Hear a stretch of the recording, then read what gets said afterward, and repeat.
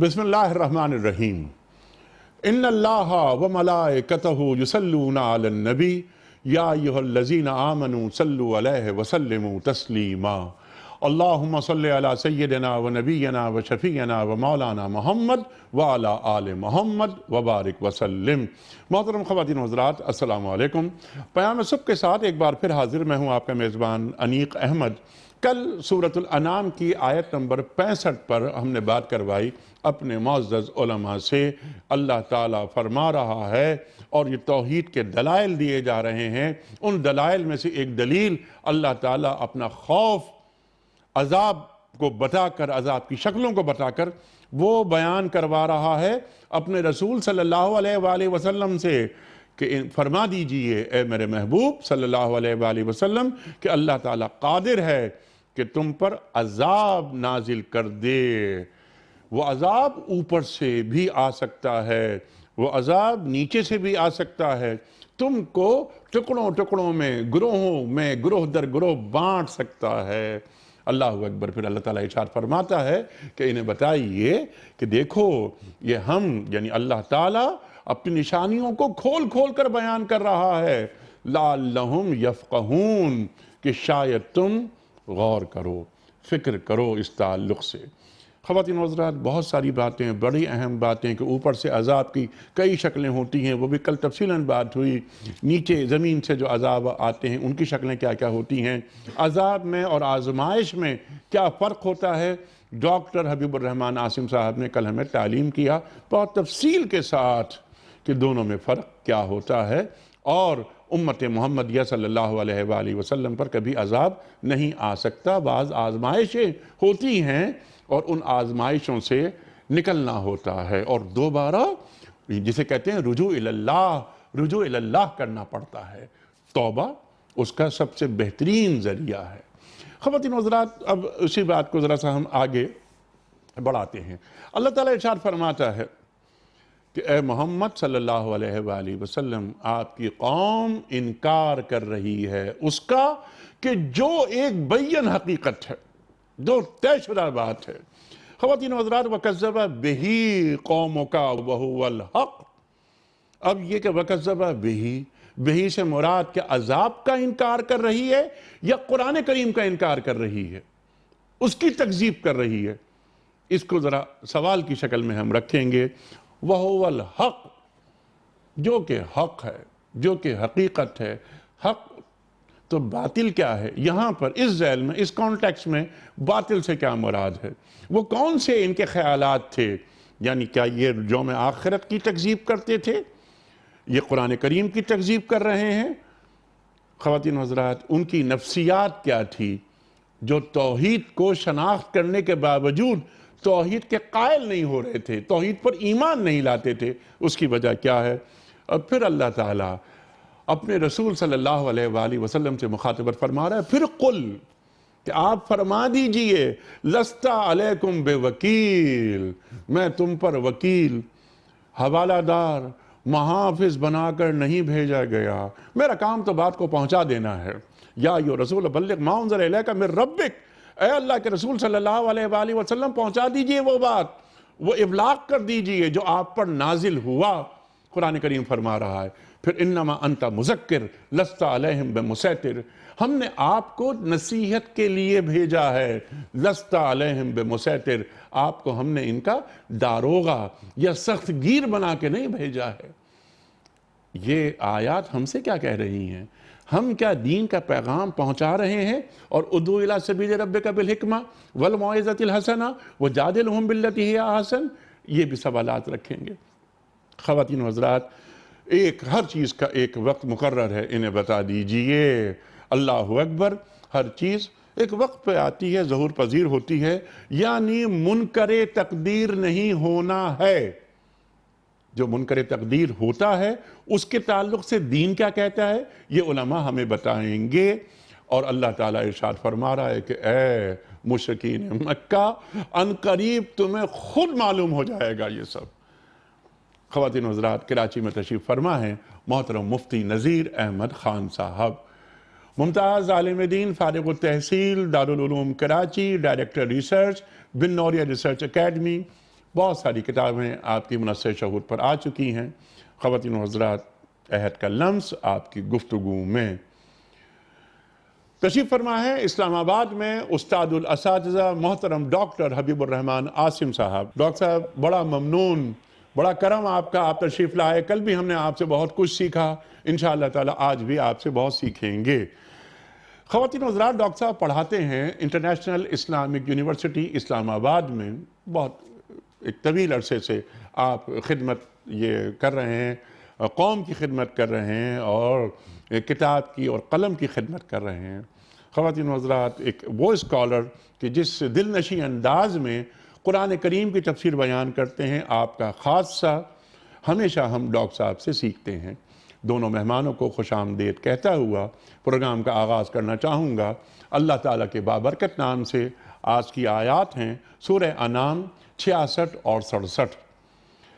اعوذ باللہ من الشیطان الرجیم،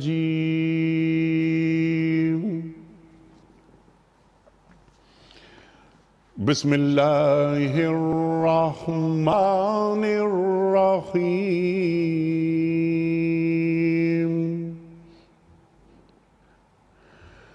وَكَذَّبَ بِهِ قَوْمُكَ وَهُوَ الْحَقُّ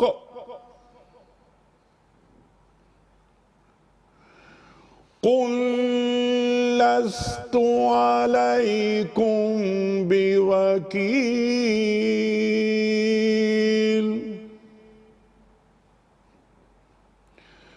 لِكُلِّ نَبَإٍ مُسْتَقَرٌّ وَسَوْفَ تَعْلَمُونَ۔ صدق اللہ العظیم۔ اللہ تعالیٰ ارشاد فرماتا ہے کہ اے رسول صلی اللہ علیہ وآلہ وسلم، آپ کی قوم اس کا انکار کر رہی ہے حالانکہ وہ حقیقت ہے۔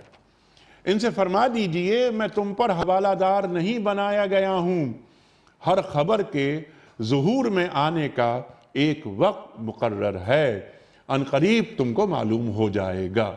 صدق اللہ العظیم۔ خواتین و حضرات، محترم ڈاکٹر حبیب الرحمان عاصم صاحب کی خدمت میں آج کے پروگرام کے حوالے سے پہلا سوال رکھنے سے قبل کل کے پوچھے گئے سوال کا درست جواب اور آج کا سوال آپ کی خدمت میں۔ کل کا سوال یہ تھا کہ وہ خیر و برکت والی رات ہے جو 1000 مہینوں سے بہتر ہے، یہ کس کا فرمان ہے؟ یہ فرمان خداوندی ہے، قرآن کریم کی آیت خیر من الف شہر۔ آج کا سوال نوٹ فرما لیجئے، روزوں کی فرضیت کا حکم قرآن کریم کی کس صورت میں آیا ہے؟ روزوں کی فرضیت کا حکم قرآن کریم کی کس صورت میں آیا ہے؟ سورہ بقرہ میں یا سورہ نور میں یا سورہ کہف میں؟ صحیح جواب روانہ فرمانے کے لیے ہمارے فون نمبرز ہیں 009221343000980 اور 0092213452709۔ ہمارا ای میل ایڈریس ps@duniatv.tv، ہمارا SMS کا نمبر 3031۔ خواتین و حضرات، ڈاکٹر صاحب سے آغاز کرتے ہیں پروگرام کا۔ ڈاکٹر صاحب، گفتگو کو آگے بڑھایا جا رہا ہے، ایک ہی موضوع آگے بڑھ رہا ہے۔ اللہ تعالیٰ اپنے رسول سے فرما رہا ہے صلی اللہ علیہ وآلہ وسلم سے کہ ان سے فرما دیجئے یہ کیا کر رہے ہیں؟ تکذیب کر رہے ہیں۔ وَكَذَّبَ بِهِ، یہ تکذیب کس کی کر رہے تھے؟ عذاب کی یا قرآن کریم کی؟ ارشاد۔ بسم اللہ الرحمن الرحیم۔ یہ بات تو ہم سب جانتے بھی ہیں اور کئی بار اس کا اظہار کیا جا چکا ہے کہ قرآن مجید کی تمام آیات ایک دوسرے کے ساتھ جڑی ہوئی ہیں اور قرآن کی ساری تعلیمات ایک مکمل اکائی کی صورت میں ہمارے سامنے پیش کی جاتی ہیں اور ایک دوسرے کے ساتھ مربوط ہیں۔ آپ نے بھی اپنے انٹرو میں یہ بات ذکر کی کہ اللہ تعالیٰ اپنی توحید کے مختلف جو دلائل پیش کرتے ہیں، جس میں انسانوں کو دی جانے والی نعمتوں کا کبھی حوالہ دیا جاتا ہے، کبھی اللہ تعالیٰ کے عالم اور خبردار ہونے کے حوالے سے ذکر کیا جاتا ہے، کبھی انہیں آخرت اور دنیا میں کیے جانے والے کاموں کے انجام کے حوالے سے ذکر کیا جاتا ہے اور انہیں خبردار کیا جاتا ہے، اور پھر ایک انتہائی شدید انداز میں انہیں یہ بات جس پر ہم نے کل تفصیل سے گفتگو کی تھی کہ خبردار کیا گیا کہ اگر تم نے بات نہ مانی تو پھر اللہ رب العزت جو القادر ہے وہ زمین اور آسمان اور ہر طرح سے تم پر عذاب نازل کر دے گا۔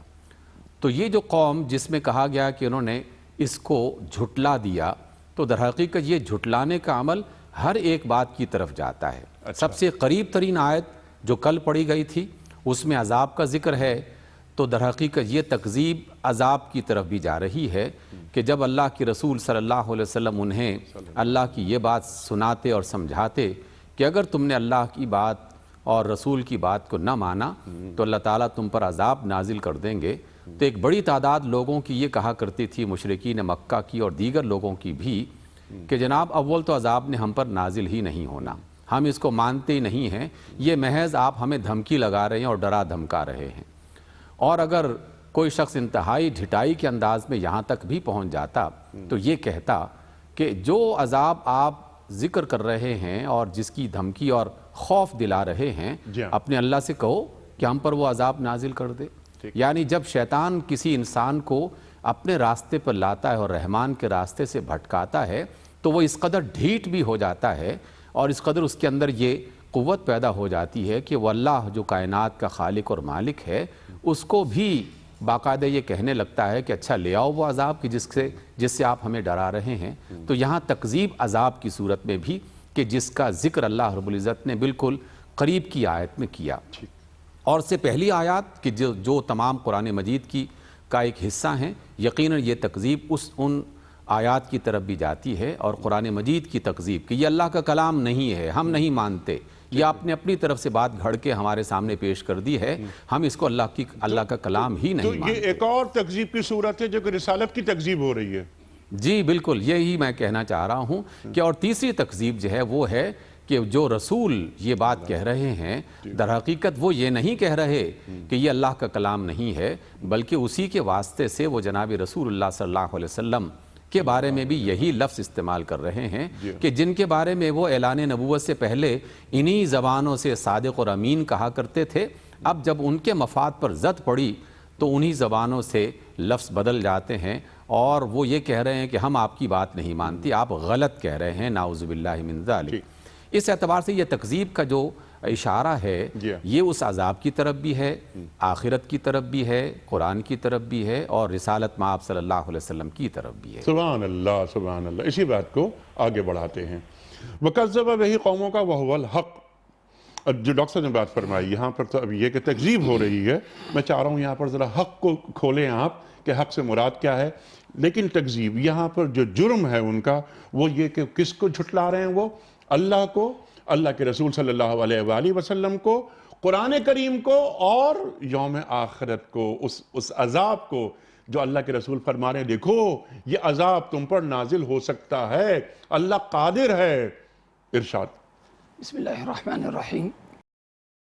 وَكَذَّبَ بِهِ قَوْمُكَ، جی ہاں تیری قوم نے اے پیغمبر جھٹلایا اس کو۔ جی ہاں ہی کا مرجع یا تو عذاب ہے جی کہ جو عذاب آنے والا ہے تیری قوم نے سرے سے اس عذاب کا ہی انکار کر دیا کہ آپ جو اس عذاب کی وعید سناتے ہیں وہ عذاب ہم پہ آ ہی نہیں سکتا۔ ٹھیک ہے، تو اس کا مرجع یا تو ہی ہے، ٹھیک تو ہی کا مرجع یا تو عذاب ہوا ٹھیک یا ہی کا مرجع قرآن ہے۔ ٹھیک۔ وَكَذَّبَ بِالْقُرْآنِ، کہ قرآن کی تکذیب کی تیری قوم نے اے پیغمبر۔ ٹھیک۔ اب یہاں ذرا الفاظ دیکھیں، قوموں کا تیری قوم، جی ہاں ایک میری تکذیب کر رہے ہیں غیر لوگ، ایک میری تکذیب کر رہے ہیں میرے اپنے لوگ جن کے سامنے میری اپنی پوری زندگی ہے۔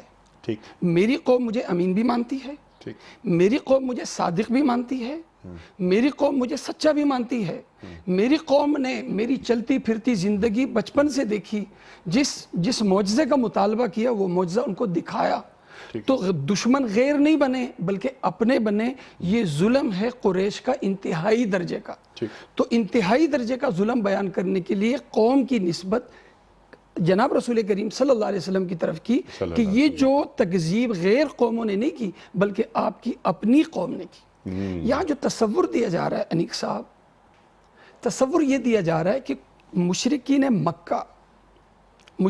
مکہ کا جو تصور ہے وہ تصور یہ کہ دنیا کے تناظر میں جس طرح وہ بادشاہوں کو دیکھتے تھے، اسی طرح ملک الاملاک، ملک الملوک، شہنشاہوں کے شہنشاہ اللہ تبارک و تعالیٰ کو بھی اسی نظر سے دیکھتے تھے کہ دنیا کا ایک طاقتور، اس کی طاقت کا جو ظہور ہوتا ہے انکار کی صورت میں، وہ گرفت کی صورت میں ہوتا ہے، وہ عذاب کی صورت میں ہوتا ہے، وہ جبر کی صورت میں ہوتا ہے۔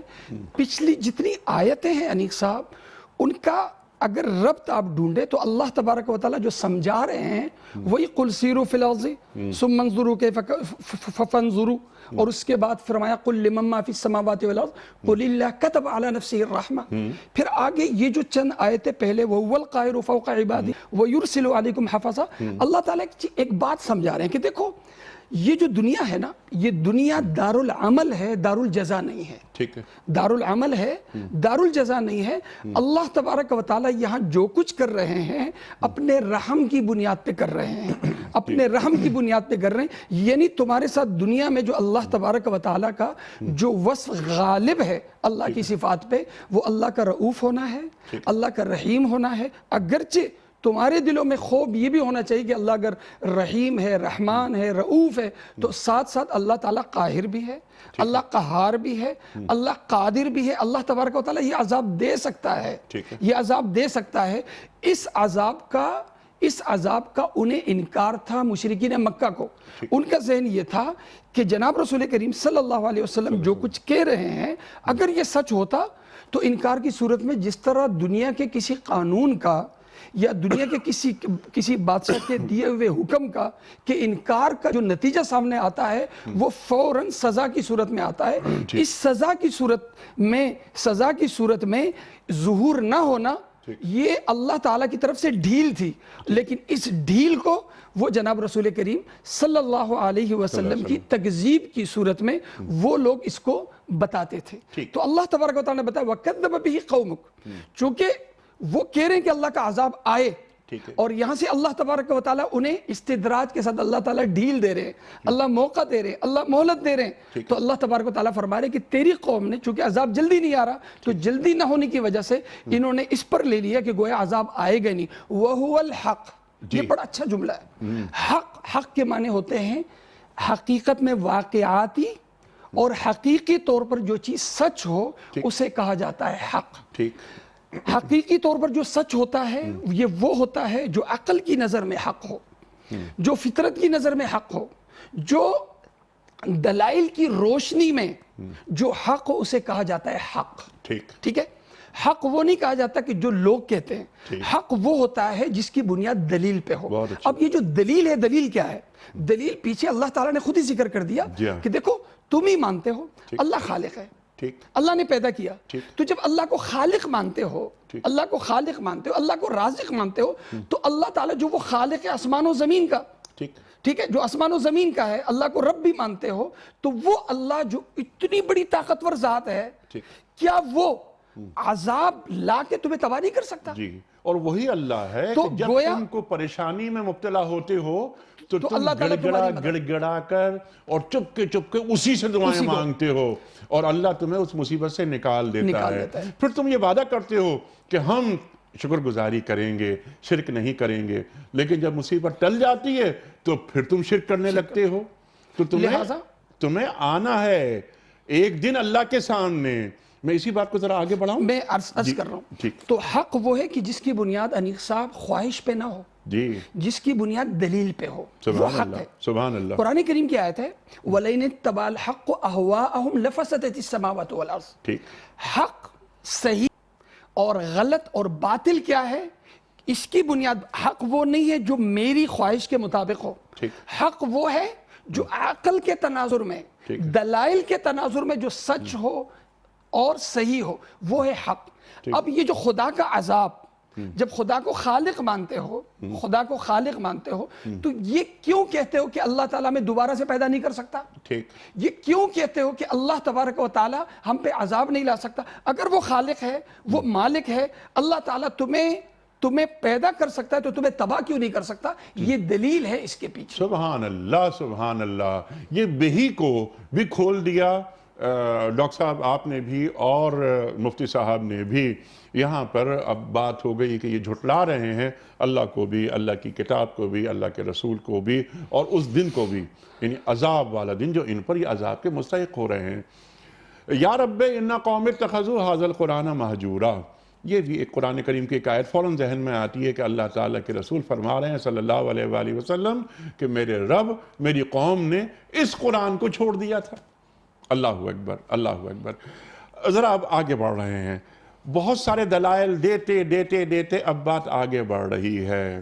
قل، اب پھر اے اللہ کے رسول صلی اللہ علیہ وآلہ وسلم فرما دیجئے کہ لست علیکم بوکیل، میں تم پر وکیل، تمہارا حوالہ دار، تمہارا نگراں، نگہباں، محافظ بن کر نہیں بھیجا گیا ہوں۔ میرا کام تو صرف یہ کہ حق اور باطل، پھر یہ حق اور باطل کے درمیان فرق کر کے بتا دے یہ کتاب، خیر اور شر میں نے تمہیں سمجھا دیا ہے۔ ارشاد فرمائیے۔ دیکھیے بالکل ایسے جیسے مفتی صاحب نے ابھی ذکر کیا جی اور ہم نے کذب بہی اور اس کے بعد حق، جی اس کی وضاحت کے طور پر یہ بات جان لی کہ اس میں عذاب کا ذکر، اس کی تکذیب، اور پھر حق کی صورت میں یہ کہنا کہ نہیں یہ جو بات کہی جا رہی ہے کہ عذاب وہ نازل کر دے گا، تو یہ بالکل سچی بات کہی جا رہی ہے، ایسا ہو سکتا ہے۔ ٹھیک۔ اور حق قرآن مجید اور حق اللہ رب العزت کی ذات، اس اعتبار سے جب ہم اس حق کو ان تینوں کیفیات اور تینوں صورتوں میں دیکھتے ہیں تو اللہ رب العزت نے اپنے رسول کو جو مشن دیا تھا، جو ذمہ داری دی تھی، جو امانت ان کے ذمہ کی گئی تھی، تو پھر بالآخر اسی رسول کی زبان سے لوگوں کے سامنے یہ بات کہلوائی گئی کہ دیکھو ہمارا کام ہے تمہیں صحیح اور سچی بات بتا دینا ٹھیک، اور آنے والے خطرات سے آگاہ کر دینا۔ میں تمہیں زبردستی پکڑ کے اسلام میں نہ داخل کر سکتا ہوں اور نہ اسلام پہ عمل کروانے کے لیے تمہیں مجبور کر سکتا ہوں، یہ میرا کام نہیں ہے، مجھے اس کام کے لیے بنایا نہیں گیا۔ اور اسی وجہ سے وما علینا الا البلاغ، ٹھیک، اس کا ذکر جو کہا جاتا ہے قرآن مجید میں بار بار مختلف اشاروں اور مختلف آیات کی صورت میں کہ رسولوں کا کام ہے کہ وہ حق اور باطل کا فرق بتا دے لوگوں کو، اور پھر اس کے بعد لوگوں کو آزاد چھوڑ دیں کہ وہ اس میں سے کس راستے پر چلنا چاہتے ہیں۔ تو ڈاکٹر صاحب خود اللہ رب العزت نے بھی کہ ہدایت جبری نہیں ہوتی، اختیاری ہوتی ہے۔ اختیاری، بالکل اس اعتبار سے دیکھیے جب اللہ رب العزت نے جزا اور سزا کا فیصلہ کیا ہے تو جزا اور سزا کی صورت ہی اسی صورت میں بنتی ہے کہ جب بندے کے پاس کچھ اختیار ہو۔ جب اختیار ہو ہی نہ تو پھر کس بات کی پکڑ اور کس بات کی جزا؟ فرشتوں کو کیوں جنت اور جہنم کے بارے میں ذکر نہیں کیا جاتا؟ دیگر مخلوقات جو ہیں کیوں ان کے لیے جنت اور جہنم نہیں بنائی گئی؟ انسانوں کے لیے اور جنات کے لیے یہ فیصلہ اس وجہ سے کیا گیا کہ انہیں اختیار بھی دیا گیا ہے۔ قرآن مجید میں ہم سابقہ بہت ساری آیات میں یہ بات پڑھ چکے ہیں کہ سورۃ بقرہ میں بھی اللہ تعالیٰ نے یہ کہا کہ ہم نے حق اور باطل کو واضح کر دیا، اور پھر دیگر صورتوں میں وَهَدَيْنَاهُ النَّجْدَيْنِ، ہم نے انہیں دونوں راستوں کی طرف رہنمائی کر دی۔ رسول کا بنیادی مشن یہی ہے کہ وہ لوگوں کے سامنے اندھیرا اور روشنی ان کو نمایاں کر دے، حق اور باطل اس کو نمایاں کر دے، جھوٹ اور سچ اس کو نمایاں کر دے، اللہ تعالیٰ کی باتیں اور شیطان کی چالیں ان کو نمایاں کر دے۔ اس کے بعد پھر لوگوں کی مرضی ہے کہ وہ اپنے لیے کون سی بات اور کون سا عمل پسند کرتے ہیں، اور اسی پسند کی بنیاد پر، اسی اختیار کی بنیاد پر، اسی عمل کی بنیاد پر یا وہ اللہ تعالیٰ کی رضا اور جنت کے حقدار ٹھہریں گے اور یا پھر وہ اللہ تعالیٰ کے عذاب اور اس کی جہنم کے سزاوار ہوں گے۔ اسی بنیاد پر یہ بات کہی گئی۔ دیکھیے آپ نے بھی انیق بھائی یہ بات کہی کہ اللہ کے رسول صلی اللہ علیہ وسلم کو یہ آیت ایک بار نہیں اور یہ بات ایک بار نہیں متعدد بار بتائی گئی ہے کہ آپ ان کے داروغہ نہیں ہیں، لست علیہم بمسیطر، آپ ان پر زبردست داروغہ بنا کے، نگران بنا کے، زبردستی کرنے والے، مجبور کرنے والے بنا کے نہیں بھیجے گئے۔ تو بالکل یہی عمل اب رسول اللہ صلی اللہ علیہ وسلم کے بعد جو اللہ کے رسول کو اور اللہ تعالیٰ کی کتاب کو لوگوں کے سامنے پیش کرتے ہیں، ان کی ذمہ داری بھی یہی بنتی ہے۔ سبحان اللہ۔ کوئی عالم، کوئی فقیہ، کوئی دانشور وہ داروغہ نہیں ہے، وہ ایسا جابر فرد نہیں ہے کہ جو زبردستی لوگوں کو پکڑ کے صراط مستقیم پہ چلائے، دین اسلام قبول کرنے پر انہیں مجبور کرے۔ دیکھیے جو اللہ تعالیٰ بنیاد یہ فراہم کر رہا ہے اس دین پر اور اس دین کو پہنچانے والوں پر یہ کیسا الزام لگا دیا جاتا ہے کہ اسلام قوت کے بل بوتے پر پھیلا ہے، اسلام تلوار کے بل بوتے پر پھیلا ہے، اور یہ لوگ جو ہیں یہ لوگوں کو زبردستی مسلمان بنانے کے چکر میں یہ والے کام کر رہے ہیں، جبکہ اللہ اور اس کے رسول نے تو بالکل واضح انداز میں کہہ دیا کہ جو علم پھیلانے والا ہے، حکمت اور دانائی پھیلانے والا ہے، اس کی ذمہ داری یہ ہے کہ وہ بڑی دانائی کے ساتھ، اچھے طریقے کے ساتھ کھول کر ہر چیز کو واضح کر کے لوگوں کے سامنے پیش کر دے، اور پھر لوگوں کو آزاد کر دے کہ وہ ان میں سے کس چیز کو اختیار کرتے ہیں۔ مبلغ، معلم، مرشد، ہادی اور اس طرح کی جتنے بھی ان شعبوں سے تعلق رکھنے والے افراد ہیں ان کی یہ ذمہ داری ہے۔ سبحان اللہ، سبحان اللہ۔ اور اب یہاں اسی وجہ سے وکیل کا جو لفظ ہے، وکیل کا جو لفظ ہے، اس میں بھی ایک ہلکے سی اشارہ یہ کر دوں کہ آپ نے بالکل صحیح ترجمہ کیا کہ یہاں اس لفظ کا ترجمہ جو ہے وہ داروغہ کیا گیا ہے اور نگران کیا گیا ہے، جبکہ دیگر آیات میں یہی لفظ اپنے سیکوینس کے اعتبار سے جب آتا ہے تو کبھی اس کا معنی سرپرست آ جاتا ہے اور کبھی اس کا معنی مددگار بھی آ جاتا ہے، لیکن یہاں ہمیشہ یہ بھی مفسرین اچھی طرح جانتے ہیں اور اہل علم کو بھی یہ جاننا چاہیے، عوام کو بھی یہ بات جاننی چاہیے کہ ایک لفظ کا کوئی ایک معنی ہر جگہ پر جو ہے وہ ثبت نہیں کیا جائے گا، بلکہ اس کے سیاق و سباق کے اعتبار سے اس کا معنی متعین کیا جاتا ہے۔ سبحان اللہ، سبحان اللہ۔ مفتی صاحب اب یہی بات، چھوٹا سا سوال میں آپ کی خدمت میں رکھ دیتا ہوں کہ یہ ہدایت جو آج یہ بہت بڑا ایک مسئلہ بن گیا ہے، ایک تو ہوتی ہے دماغی کشتیاں، وہ بھی ہوتی ہیں، دلائل دیے جاتے ہیں، ہدایت کو ابلاغ کے ساتھ ساتھ ہدایت کو ٹھوسنا ہو جاتا ہے، تو ہدایت کو کیا ٹھوسنا یا تھوپا جا سکتا ہے؟ دینی پیراڈائم میں ہم کیا سمجھیں اس بات کو کہ ہدایت جبری ہوتی ہے یا اختیاری ہوتی ہے؟ ایک ماحول ہے غیر مسلم ماحول، یہ یہاں پر تو ہے مشرکین سے مخاطبت ہو رہی ہے نا، مسلمان جب مسلمان سے مکالمہ کر رہا ہے تو وہاں بھی کیا یہی اصول لاگو ہوں گے، یا جب مسلم ریاست بن جائے اس کے بعد کوئی جبر ہو سکتا ہے؟ بہت اچھا سوال ہے آپ کا۔ دیکھیں ہدایت کا جب لفظ ہو عمومی طور پر جی تو ہم کہتے ہیں جی جبر، ہدایت اختیاری ہے، ہدایت جبری نہیں ہے۔ ٹھیک، اللہ تعالیٰ بھی کسی انسان کو مجبور نہیں کرتا، ٹھیک ہے؟ انسان کے علاوہ جتنی مخلوقات ہیں ان کی اطاعت میں، ان کی اطاعت کے پیچھے جبر کا قانون کام کر رہا ہے۔ قرآن کی ایک آیت نہیں، کئی آیات ہیں، ٹھیک، آسمان و زمین ہو، افلاک ہوں، یہ چل رہے ہیں، ٹھیک ہے، مسخر ہیں، کیوں؟ ان کے کام کے پیچھے جبر کا قانون کام کر رہا ہے۔ نیک صاحب، جی ہاں، ایک انسان ہے، انسان کے کام کے پیچھے جبر کا قانون نہیں بلکہ انسان کا اپنا اختیار کام کر رہا ہے، کیونکہ ارادہ دے دیا ٹھیک ہے، گیا، عقل دے دی گئی، ارادہ دے دیا گیا، اختیار دے دیا گیا، تم با اختیار ہو۔ جی ہاں، اللہ تعالیٰ کا جو معاملہ انسانوں کے ساتھ جبری ہدایت کا نہیں ہے بلکہ اختیاری ہدایت کا ہے۔ اچھا، جو اللہ کا نمائندہ ہے، ٹھیک ہے، اللہ کا جو نمائندہ ہے جناب رسول کریم صلی اللہ علیہ وسلم، کام ہے ہدایت پہ لانے کا، ٹھیک ہے، بحیثیت نبی۔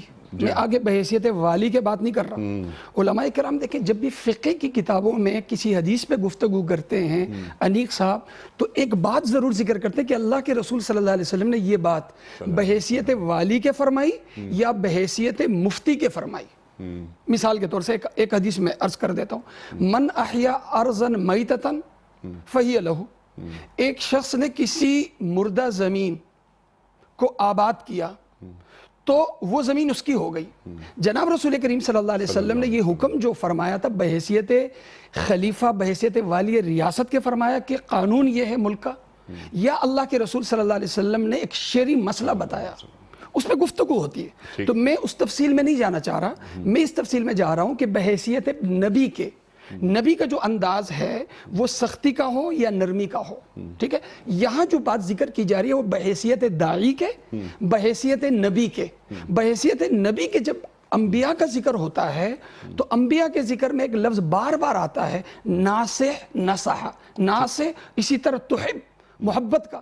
تو انتہائی درجے کی جو محبت ہوتی ہے اس جس میں حریص آتا ہے، ٹھیک ہے، انتہائی درجے کی محبت کو قرآن کریم عشق کا ذکر نہیں کرتا، جیسے انتہائی محبت کے اظہار میں ہمارے جملوں میں عشق کا اظہار ہوتا ہے، لیکن عشق کا نہ قرآن میں نہ حدیث میں ذکر ہے، حالانکہ یہ عربی لفظ ہے. جی جب شدت انداز، کیونکہ عشق کا جو لفظ ہے نا وہ اچھی محبت کے لیے وہ ذکر نہیں کیا جاتا، جیسے مجھے اپنی ماں سے عشق ہے تو کبھی نہیں ذکر کیا جاتا. تو یہ جو انتہائی محبت کے لیے قرآن میں اور حدیث میں جو ذکر ہے وہ حرص کا لفظ ہے، جیسے حریص علیکم، تو حرص کا لفظ ہے. تو اللہ کے ایک بحیثیت داعی کے، بحیثیت پیغمبر کے، جناب رسول کریم صلی اللہ علیہ وسلم کی جو صفات آئی ہیں وہ کیا آئی ہیں؟ لقد جاءکم رسول من انفسکم عزیز علیہ ما عنتم حریص علیکم بالمؤمنین رؤوف الرحیم. ٹھیک ہے، تو آپ رؤوف بھی ہیں، آپ رحیم بھی، اور خود اللہ تعالیٰ اپنے بارے میں فرما رہے ہیں کہ دیکھو میں عذاب لا سکتا ہوں، سب کچھ کر سکتا ہوں، لیکن فَإِنَّ رَبَّكُمْ لَرَؤُوفٌ الرَّحِيمٌ، تمہارا جو رب ہے وہ رؤوف ہے اور رحیم ہے. کتبہ علی نفسہ الرحمہ، پیچھے آیت گزر چکی، اللہ تعالیٰ نے اپنے اوپر رحمت لکھ دی، تم جو بھی کرو اللہ تمہیں عذاب نہیں دے گا، کیونکہ یہ دار العمل ہے. تو بحیثیت اس کے جب میں دین کا نمائندہ، ایک ہے میری ریاست کا نمائندہ، بڑا فرق کیجئے انیق صاحب، ایک ہے میرا آپ سے معاملہ ایک سربراہ، ایک منتظم کی حیثیت سے، ایک میرا معاملہ آپ سے دین کے ایک نمائندے، ایک مفتی کی حیثیت سے.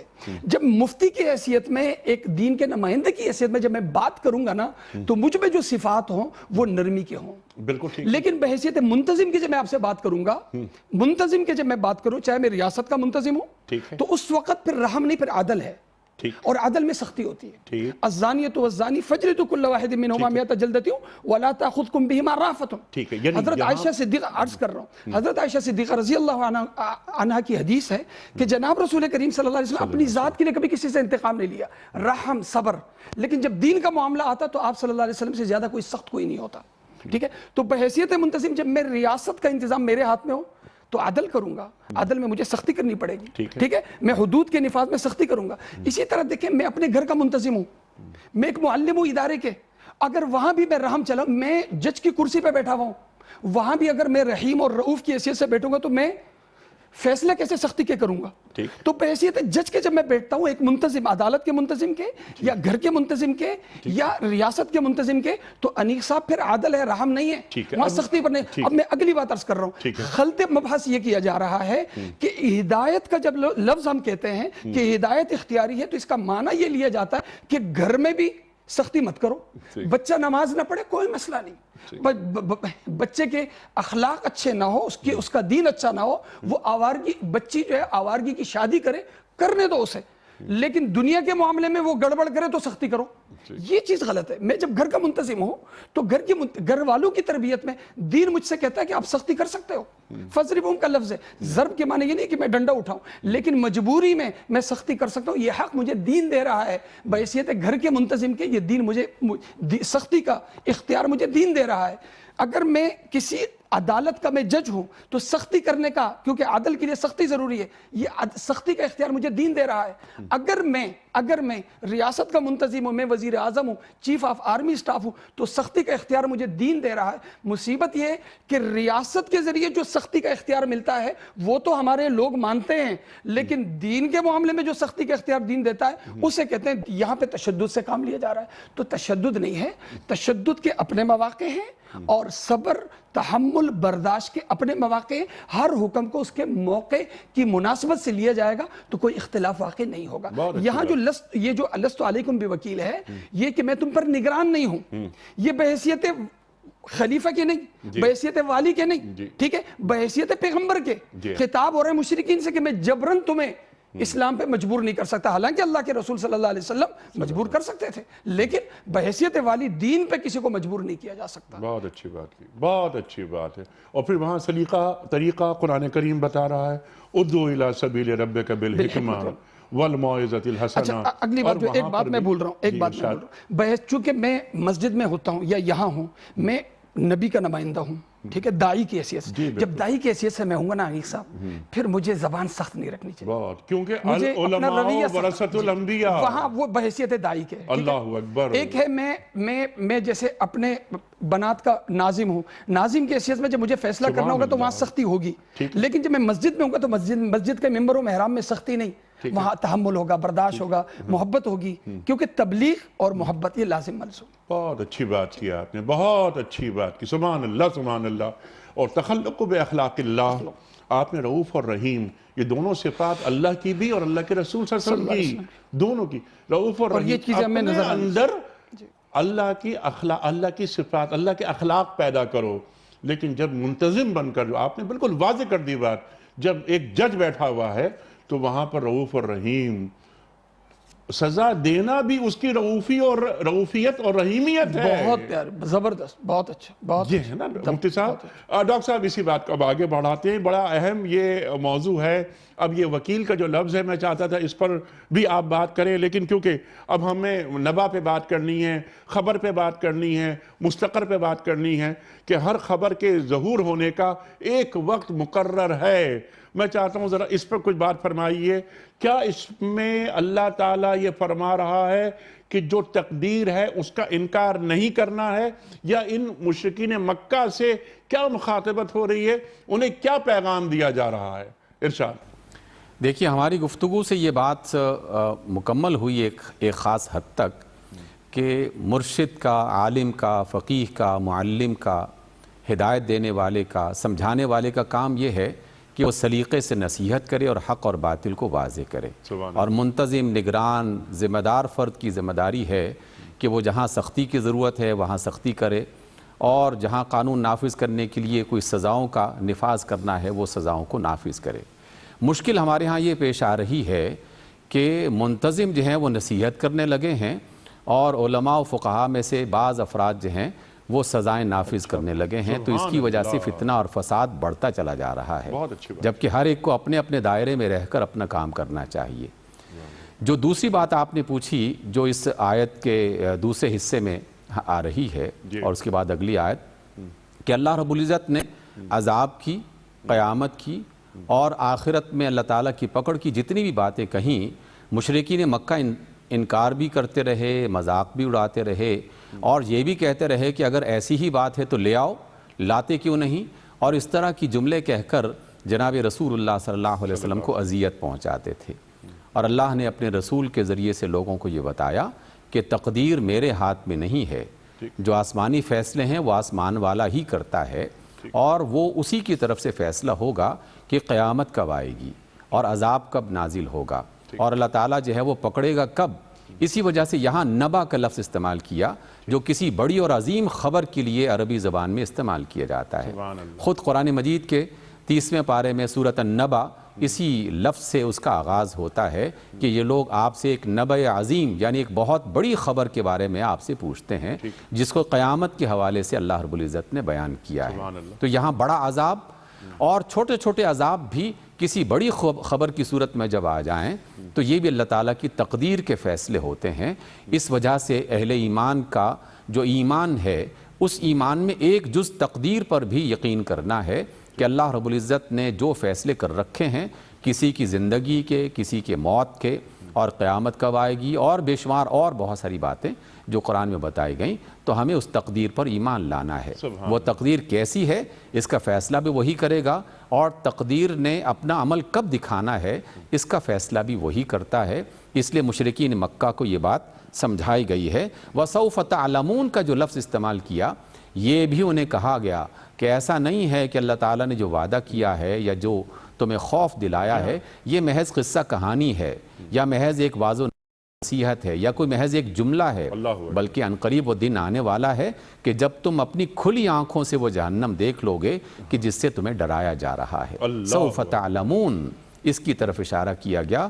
اور اگر ہم مشرکین سے ہٹ کر اہل ایمان کی طرف اور اپنی طرف لے کے آئیں تو ہم بھی اپنے آپ کو اور اپنے دوستوں کو اور اپنے ملک میں رہنے والوں کو اور اپنی امت کے افراد کو یہ بتانا چاہتے ہیں، اور ہمیں خود بھی یہ جان لینا چاہیے کہ اللہ تعالیٰ نے جن خرابیوں کے نتیجے کے طور پر آزمائش اور عذاب کے نازل کرنے کا وعدہ کیا ہے، کسی بھی وقت وہ ظاہر ہو سکتا ہے۔ عقل مند وہ نہیں ہے جو عذاب دیکھ کر ایمان لے کے آئے، عقل مند وہ ہے کہ جو اللہ اور اس کے رسول کی بات سن کر ہی اپنے آپ کو بدل لے اور اپنے رویوں کی اصلاح کر لے۔ عذاب نازل ہو جائے تو کہیں ایسا نہ ہو کہ توبہ کا دروازہ بھی بند ہو جائے اور بندے کو توبہ کی توفیق ہی نہ مل سکے۔ اس لیے ہمیں اس بات کی طرف توجہ دینی چاہیے کہ اللہ اگر مہلت دے رہا ہے تو یہ اس کی رحمت کی ایک علامت ہے، اس کا فضل ہے، اس کا کرم ہے اور کہ اتنی یہ تمام مہلت تر عمل گناہوں اور ہے۔ خرابیوں، جی اتنی تمام تر خرابیوں اور گناہوں اور اللہ تعالیٰ کی بغاوتوں کے باوجود وہ ہمیں زندگی بھی دیے ہوئے ہے اور نعمتیں بھی ہم پر آ رہی ہیں، تو یہ مہلت عمل ہے، مہلت توبہ ہے، اس سے فائدہ اٹھانا چاہیے۔ سبحان اللہ، سبحان اللہ، سبحان اللہ، سبحان اللہ۔ جو اگلی آیت، اس کا جو مغز ہے وہ آپ نے بیان فرما دیا۔ میں چاہ رہا تھا ذرا سا اس پہ اور ایک بات، خبر اور نبا، اس میں کیا فرق ہوتا ہے؟ خبر میں تو ایک جھوٹ کا بھی ایلیمنٹ شامل ہو سکتا ہے، لیکن نبا میں جھوٹ کا ایلیمنٹ شامل نہیں ہو سکتا، اور عام طور پہ خوشخبری کے تعلق سے یہ بات ہوتی ہے۔ یہاں پر جو بات ہو رہی ہے کہ وہ چیز جو وقوع پذیر ہونے والی ہے، یعنی ہر چیز کا کہ وقوع کا، ظہور کا ایک وقت مقرر ہے۔ ڈاکٹر صاحب نے اشارہ کیا تقدیر کی جانب، روز محشر کی جانب یہاں اشارہ ہو رہا ہے۔ تقدیر کو ہی ملا دیتے ہیں اس میں۔ کیا تقدیر کا منکر دین کا منکر ہے؟ تقدیر کا منکر، تقدیر جب جزو ایمان ہے، تقدیر جزو ایمان ہے، تو جزو ایمان کا انکار موجب کفر ہے۔ لیکن ایک ہے سری انکار کرنا۔ ٹھیک ایک شخص کہتا ہے میں تقدیر کو سرے سے مانتا ہی نہیں ہوں، ٹھیک تقدیر کو مانتا ہی نہیں ہوں، ایک اس کو انکار، ایک ہے تعویل کے ساتھ کرنا۔ مثال کے طور سے ایک جملہ ہے کہ انسان اپنی تقدیر خود بناتا ہے، ایک جملہ ہے، اس کو ہم موجب کفر جملہ نہیں کہہ سکتے، کیونکہ تقدیر کی دو قسمیں ہیں انیق صاحب، تقدیر مبرم، تقدیر معلق۔ ٹھیک ہے۔ تو تقدیر جو معلق ہوتا ہے وہ انسان اپنے عمل سے، اپنی محنت سے اس کے جو نتائج آتے ہیں، وہ تو گویا تقدیر کا ایک بڑا تعلق انسان کے اپنے عمل اور محنت سے بھی ہے۔ اچھا۔ آپ کا عمل اچھا ہو تو آپ کا انجام اچھا ہوگا، آپ کا عمل برا ہو تو آپ کا انجام برا ہوگا۔ یہ تقدیر، جیسے پہلے اجل کی تشریح ہم نے کی تھی کہ اجل کی جیسے دو قسمیں ہیں، ایک عمومی اجل ہے اور ایک اجل مسمى۔ تو جیسے اجل مبرم اور اجل معلق کا فرق ہے، اسی طرح تقدیر مبرم، تقدیر معلق۔ تو سری منکر یہ ایک الگ ہے۔ لیکن یہاں پہ جو لکل نبأ مستقر ہے، اس میں نبا کا جو لفظ آتا ہے نیک صاحب، ایک ہے چھوٹی موٹی خبر، اس کے لیے نبا نہیں آتا۔ لکل نبأ کا ترجمہ اگر ہم کریں گے ہر عظیم واقعے کے لیے، ٹھیک ہے۔ ہر عظیم واقعے کے لیے بہرحال واقع ہونا ہے۔ تو ہر عظیم نبا کے معنی اس کے اندر بات یہ نہیں ہے کہ جس میں جھوٹ کا، بلکہ اس میں عظمت کو دخل ہے۔ چھوٹے واقعے کے لیے، چھوٹی خبر کے لیے نبا کا لفظ نہیں آتا۔ ٹھیک ہے۔ ایک بڑی عظیم خبر، کوئی عظیم ترین واقعہ ہو، اس کے لیے نبا آتا ہے۔ اور ایک اور شاید یہ ایک اور وجہ یہ بھی ہے کہ جو گزرا ہوا واقعہ ہے اس کے لیے خبر، اور آنے والا واقعہ اس کے لیے نبا۔ مختلف اقوال ہیں، بالکل آپ صحیح کہہ رہے ہیں۔ ٹھیک ہے، جو عمل گزر چکا یا جو وقوع پذیر ہونے والا کوئی عمل ہو، تو اگر وہ چھوٹا ہے تو اس کو ہم خبر سے تعبیر کرتے ہیں۔ لیکن اگر وہ کوئی بہت ہی عظیم ہے، عظیم یعنی جس کے دور رس اور ہماگیر جس کے اثرات ہوتے ہیں، اس کے لیے جو وہ آتا ہے، اس کے لیے نبا آتا ہے۔ اب دیکھیں یہاں پہ چونکہ ذکر پیچھے عذاب کا ہو رہا ہے، اور عذاب بھی کسی فرد کا نہیں بلکہ پورے قوم یا علاقے کا، لہذا ایک بڑا واقعہ ہوا، ایک بڑا عذاب، ایک بڑی تباہی، ایک بڑا عذاب، ایک بڑا واقعہ جو یا تو اجتماعی ہلاکت کی صورت میں یا وقوع قیامت کی صورت میں۔ ٹھیک ہے، مستقرن۔ اب مستقر کا جو ترجمہ ہے، یا تو یہ مصدر میمی ہے کہ مطلب اس کا ترجمہ ہم کرتے وقوع سے، کہ بہرحال اس نے واقع ہو جانا ہے۔ مستقر کا ایک ترجمہ یہ اس میں ظرف ہے، اس میں ظرف زمانی، کہ اس کا وقوع ہونے کا ایک وقت ہے۔ ہر عظیم واقعے کے وقوع ہونے کا ایک وقت مقرر ہوتا ہے، وہ جو وقت مقرر ہے ان قریب تم جان لو گے۔ اس آیت میں جو کہا جا رہا ہے ان سے، وہ ان کی تباہی کا بتایا جا رہا ہے کہ تمہاری تباہی کا اللہ تعالیٰ نے جو تم سے وعدہ کیا ہے وہ واقع ہو کے رہے گا، لیکن ہر جو بڑی خبر ہوتی ہے وہ جلدی نہیں آتی یا کسی کے مطالبے پہ نہیں آتی۔ جب وہ آتی ہے تو بڑے وقت کے بعد آتی ہے، لیکن جب آتی ہے تو پھر بندے کو مہلت نہیں ملتی۔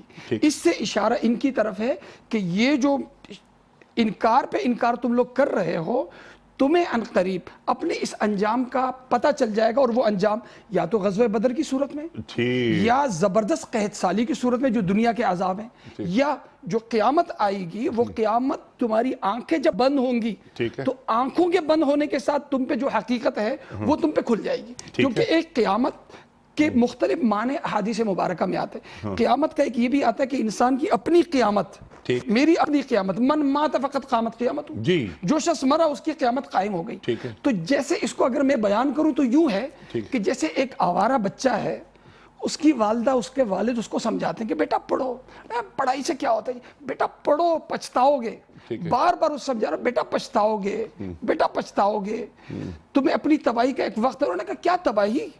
جنہوں نے پڑھا انہوں نے کیا کیا، جنہوں نے نہیں پڑھا، جو نہ پڑھنے والے وہ مزے کر رہے ہیں۔ انکار کی صورت میں جواب آ رہا ہے، والد پھر بھی سمجھا رہے ہیں، لیکن وہ ایک گستاخ بچہ اپنے والد سے کہتا ہے کہ جس ناکامی کی بات تم مجھ سے کرتے ہو وہ ناکامی نظر تو آئے، وہ کہاں ہے؟